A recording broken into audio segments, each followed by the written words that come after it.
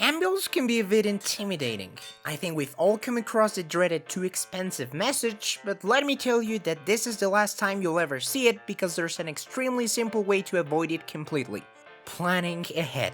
By the way, this should work for any Minecraft version in the future unless the top of the description says otherwise. The game keeps track of how many times an item has been enchanted with an Anvil, which means that if we minimize the number of times that happens, we'll never reach the enchanting limit of Minecraft. To achieve this, we have to know two things: how many and which enchantments we'll be using on our piece of armor, weapon, or tool. This should be max level enchants, which you can obtain by trading with librarians, bartering with piglins, or looting different structures in the game. I have a video showing all the enchantments you can use for every item in the game, as well as my suggestions for the best combinations of enchantments. I'll keep updating the link in the description as more enchantments are added to the game. That video shows a list that goes in descending order of the base amount of levels it costs to add that particular enchantment to another book or to an item. Once you decide on which enchantments you want to add, you can set them on your hotbar from most to least expensive, going left to right. The leftmost book I'll be referring to as book number 1. Now you can follow my method for enchanting with a slight correction thanks to this comment. For 1, 2, or 3 enchantments, you can put them in any order directly to your item and the total amount of levels will be the same.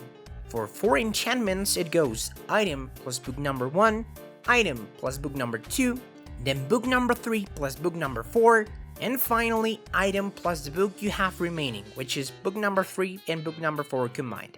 For 5 enchantments, it goes item plus book number 1, then book number 2 plus book number 3, as well as book number 4 plus book number 5, then the item plus the book that came from 2 and 3, and finally item plus the one remaining book, which is book 4 and 5 combined. For 6 enchantments, it goes item plus book number 1, item plus book number 2, book number 3 plus book number 4, book number 5 plus book number 6, then the book that came from 3 and 4 plus the book that came from 5 and 6, and finally the item plus the book with 4 enchantments.